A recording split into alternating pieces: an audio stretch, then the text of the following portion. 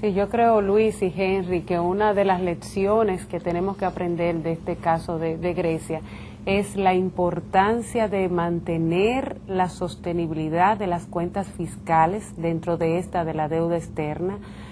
Con este tema del endeudamiento, por ejemplo, en el caso de República Dominicana, que tenemos un endeudamiento global cercano al entre el 30 y el 35% del PIB,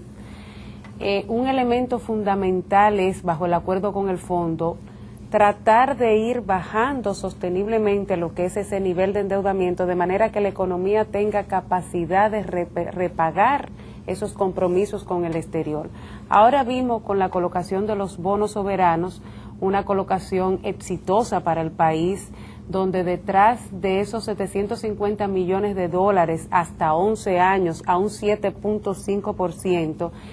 vemos detrás lo que es el reconocimiento de los agentes y de los inversores en la estabilidad macroeconómica, en una menor percepción de riesgo país con relación a otros países emergentes, pero eso también debe servir de muro de contención a las mismas cuentas fiscales para poder reprogramar con ese ahorro de esta deuda más barata con relación a otro endeudamiento que está en el presupuesto, buscar y hacer un programa de cómo ir amortizando y repagando todo lo que es el endeudamiento de una manera de que se haga más sostenible las cuentas fiscales. Y a eso apuesta el acuerdo con el Fondo Monetario Internacional. Eso es un elemento básico y cosustancial a lo que son los objetivos planteados en el acuerdo de stand-by con el fondo que tenemos vigente. Y esa lección es vital. O sea, los países tienen que mantener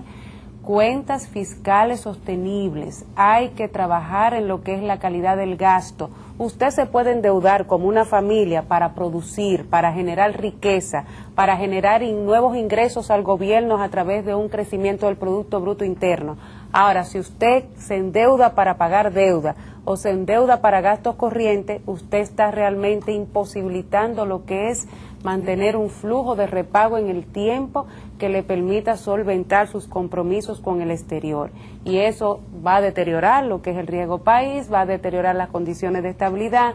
el mantenimiento de los precios, de la devaluación, en fin, todos los elementos conexos a lo que son las macro variables de la economía. Así que esa es una lección bastante interesante que nos deja Grecia, y sabemos que con este acuerdo que también tiene el bautizo del Fondo Monetario Internacional, la Unión Europea no puede de otro, o sea, tiene que sacar a Grecia necesariamente, porque si no, eso se revierte contra la propia estabilidad de la Unión Monetaria, de la estabilidad del euro y de las economías miembros de ese conglomerado monetario financiero europeo. Claro, especialmente cuando vimos que el riesgo de contagio estaba creciendo fuertemente la semana pasada, cuando después de la crisis griega, la nota país de Portugal y de España ha sido rebajada por los organismos de notación de crédito, las agencias crediticias. Y es obviamente preocupante porque si bien en el caso de Grecia es un caso histórico, la primera vez que en los 11 años de la moneda común hay este tipo, no de accidente, porque eso ya es un problema realmente sistémico, cuando hay ese nivel de problema, pero realmente la economía griega pesa apenas la cuarta parte de lo que pesa la economía española, donde obviamente existen otros problemas que todavía, por eso yo creo que la necesidad durante el fin de semana pasado, por parte del Fondo Monetario Internacional y de la Unión Europea, de buscar una solución definitiva, mandar un mensaje claro, porque había realmente un riesgo importante de contagio, porque la situación de los otros países llamados PIGS, lo que es Portugal, Irlanda y España, están también en situaciones de cierto riesgo. Obviamente la nota país en esos casos todavía es muy superior a la calificación basura, ¿no?, de Grecia, pero definitivamente es algo que vamos a tener que poner en observación, porque eso ha creado presiones importantes sobre los tipos de cambio. Hemos visto como la tendencia natural del euro, que se había cotizado antes del final del año pasado a 1.55, cayó a cerca de 1.30, ha estabilizado alrededor de 1,33. Obviamente, la situación actual de la economía internacional, yo creo que a nadie, ni siquiera a los Estados Unidos ni a China, le interesa, le conviene que haya un nuevo foco importante de crisis, que es el caso de la Unión Europea, porque recordemos que la Unión Europea es una economía, cuando la globalizamos, que tiene más peso en la economía mundial que los mismos Estados Unidos. Entonces, aunque solamente parte de los países de la Unión Europea están utilizando el euro, son 16 de 27 países, el riesgo de que haya contagio a toda Europa, hemos visto por ejemplo como el problema cambiario que ha tenido Inglaterra el año pasado, con una fuerte caída de la libra esterlina, ha complicado mucho la economía no solamente de Inglaterra, sino de los que tenían comercio con Inglaterra. Hemos visto como el año pasado las entradas de turistas de Inglaterra hacia Estados Unidos han caído un 27% producto de este ajuste cambiario. Por eso vamos a tener que seguir eso. Yo quería agregar ahí, Henry, un elemento importante y que lo vimos con Argentina cuando se dolarizó. El hecho de que tú ya no tengas tu propia moneda necesariamente debe establecerse como condición sine qua non un manejo fiscal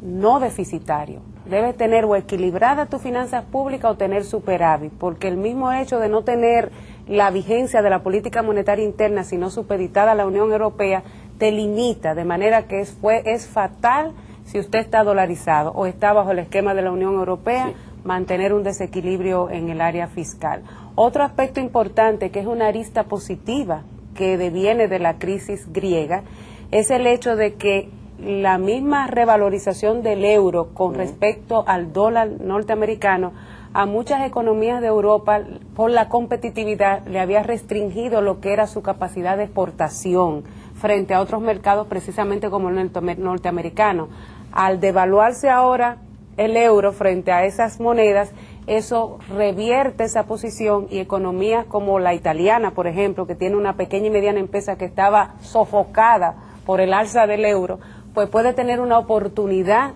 de potencializar su capacidad de exportación, de mejorar sus ratios de competitividad dentro de un programa coordinado e integral que se maneje en el área tanto fiscal y monetario y en el aparato productivo. Vamos a tener que hacer una pausa y regresamos en un momentito.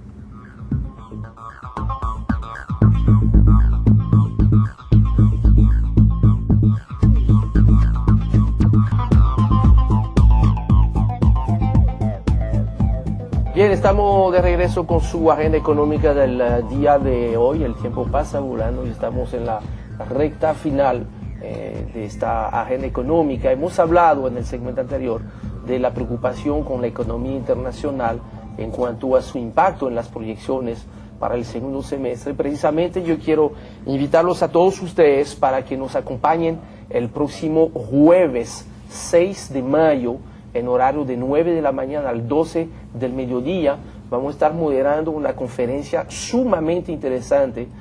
organizada conjuntamente por la Asociación de Empresas Industriales de Herrera y Provincia de Santo Domingo, la Cámara de Comercio Dominico-Francesa y la Asociación de Industria de la Región Norte, AIREN, de Santiago. Vamos a estar este jueves 6 de mayo en la Torre Empresarial, la Sarasota. Ahí vamos a escuchar al doctor Fernando Álvarez Bogart, que nos va a hablar de las proyecciones para la economía global en el segundo semestre, y para la parte local vamos a tener a Bernardo Fuentes y Pavel Isa, que estarán discutiendo antes de, después de, punto suspensivo, qué pasará con la economía dominicana en el segundo semestre 2010. Para inscribirse quedan algunos cupos. Me pueden llamar al 809-472-0500, 809-472-0500, que es el teléfono de la Cámara de Comercio